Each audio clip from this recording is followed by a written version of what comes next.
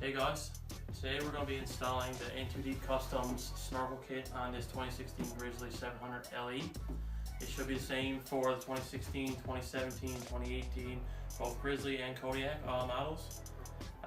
Travis has listed on his page on N2DeepCustoms.com the above models that are fitting for the snorkel kit.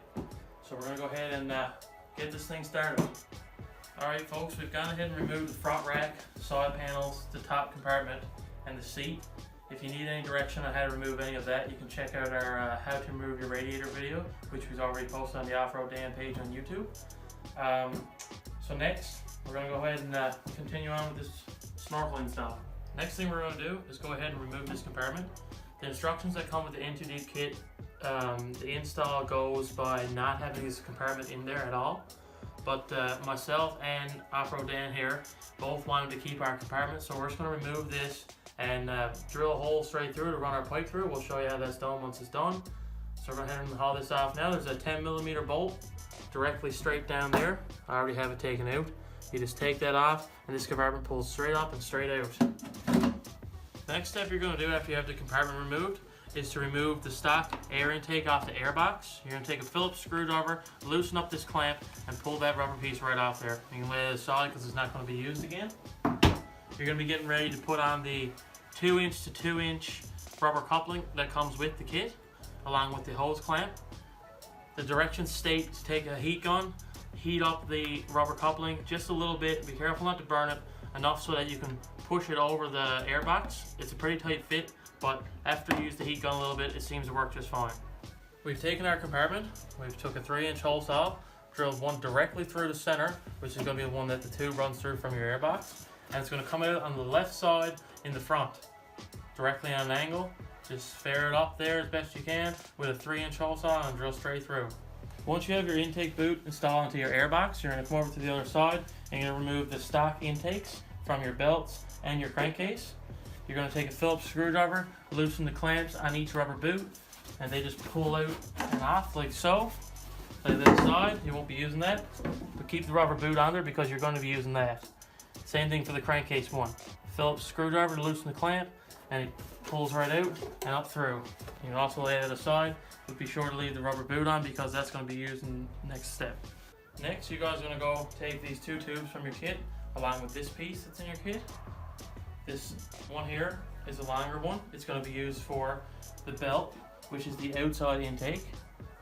And the shorter one, which we have laid in place for you guys to see, is going to be used for the crankcase, which you're going to run up inside the frame next to the compartment if you keep it there. If you don't, then you got lots of room, it's fine.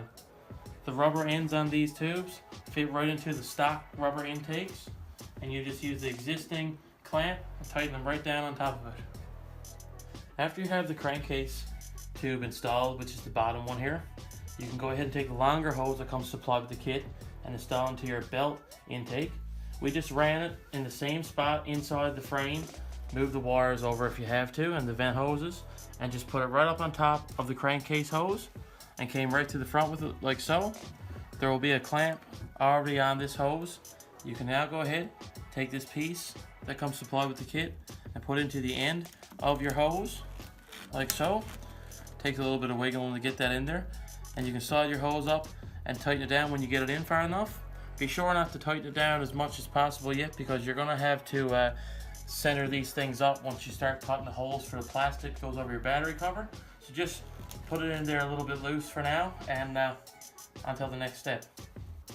The next step after you get your box back installed back into the ATV, you're going to take this piece here that's labeled in your kit, along with this piece here that's labeled in your kit, and another 2" to 2" coupler. For those of you that are not using the compartment, it'd be just to put this piece into your air intake, run it along here, up to the front, join the 2 together with your 2" coupler, and this piece will run you right to the front, and this is going to be your air intake snorkel once complete. So we're going to go ahead and run ours through the compartment like so. Put the one into there.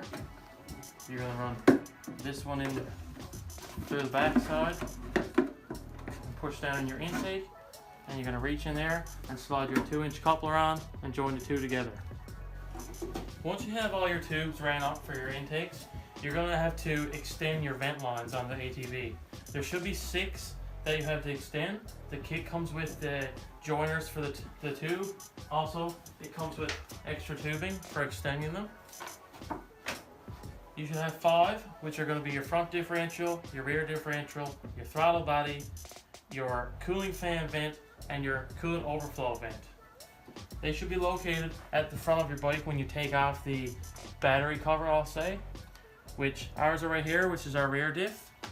I'm going to come to the other side, and we have our front diff, our cooling fan, our coolant overflow vent, and our throttle body vent is just down here.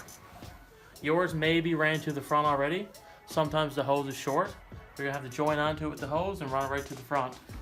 Also, you have one more, which is back here. You have to remove the stock line from this little thingy. You're gonna poke it back down through the bike because you're not gonna be using that anymore. You're gonna run new line. This existing vent line just runs down around the back, right down, and just hangs off your frame like so. So you can just go ahead and pull that right out of there because you're not going to be using it anymore. We're going to be running a new line off of that, right off the side of the frame of the bike, right to the front.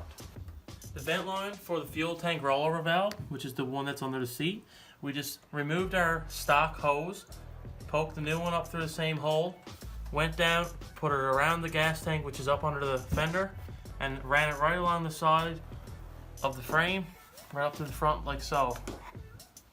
Once you have your vent lines all extended, you can just go ahead and lay them to the side, 3 on each side, like so. Have them all around the same length. Lay them out to the side until you're ready for them. At this point of the installation, you can go ahead and take your top cover piece that covers your compartment, and you can go ahead and cut this fin off that's right in front of where the compartment closes, because this is going to bring up on the snorkel tube if you leave it here. You can just trim it. The instructions show you exactly where to cut it in the instructions that come with the kit. We're just going to cut it right along the bottom of it, leave about 1/4 inch of it on there. So we're going to go ahead and get that done. After you've gone and cut this off, this is what it should look like. Like I said, you leave about 1/4 inch of it left there. We used a Dremel to cut that off right nice and neat. It's a pretty simple task. In step 10 of the instructions that come with your kit, it's going to tell you need to cut out a section of your plastic. There's also the shroud that covers your compartment. We have it marked out here where you have to cut. You're going to come up along the crease here, across the join, down and over, and across just in front of where the existing stock vent holes came up. Be sure not to cut all the way across because you're going to need this bolt hole right here to bolt the plastic back onto the bike when you're done. So we're going to go ahead and cut that out. After you have the cut complete, this is what it should look like. But this is the second kit that we've installed, and we've come to figure out that it's easier to do the same cut on the other side of this plastic piece as well. So we've gone and marked it as well with the black marker, straight across and down. If you take that corner out, it gives you that extra little bit of room you need to fit those hoses right up there nice. Once you have your top plastic cut on both sides like we showed you, and you're fitted it and it's snug and you have lots of room for the hoses to, nothing's tight, you can go ahead and reinstall the side panels, the seat, and the top plastic. Just, you don't need to be backing under there anymore now. We've gone ahead and marked out where we cut our holes in the first grizzly that we done. The instructions state that you should cut a square or a rectangle, to put the snorkels up through. We decided to use a 3-inch hole saw just to make the 3 holes, and keeps it a little bit neater. Now you're going to have to trim the left one after, down the bottom, because the air intake tube is bigger than the other two. But as you can see, this is about where you should be cutting them. You can trim and fit as much as necessary. We had to fool around a little bit on our first grizzly, but we seem to have it figured out now. Once you have all the plastics installed and you have your 3 holes cut, this is what it should look like. We got all of our vent lines ran up through as well, 6 of them. We had to do a little bit of trimming down to the bottom and the side of the air intake one just to get it to fit properly. Like I said, that one's bigger than the other 2, but it's all fitting snug there now. We're going to go ahead and get the rack put back on this thing and see how it all lines up. Before you reinstall your rack, you're going to need to take a bar and bend this piece up straight, because the N2Deep plate goes bolted up against it. We have ours already bent. It'll show you a better picture when we get it put back on the bike. Once you have your rack reinstalled on the bike, you can go ahead and take your rubber couplers that come with your N2Deep kit.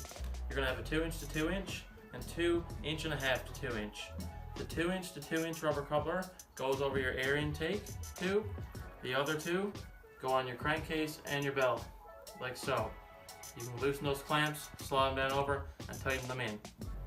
Once you have your 3 rubber couplers installed in your intake tubes, you can go ahead and take your N2Deep plate that comes with the kit also, and you're going to be mounting this right on your rack. You have the bar bent up straight like before in the video. You're going to take it and it fits right over the 2 crossbars in the front rack, like so.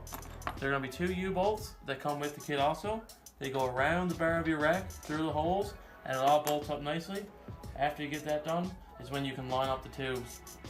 We've gone ahead and installed our snorkel stacks, ran our vent lines up through the holes that are drilled in the plate also, like so, 3 in each. The snorkel stacks just go right into the rubber couplers, and you can bolt them tight using the clamps that are also on the couplers. So once you have everything put in and lined up, you can take the 2 bolts that are supplied in the kit also. They have an Allen key on one side and 11mm on the other. You can put those through the 2 holes that are provided. Keeps everything nice and sturdy. So this is our finished product. We have a N2Deep custom snorkel kit installed on our 2016 Grizzly 700 LE.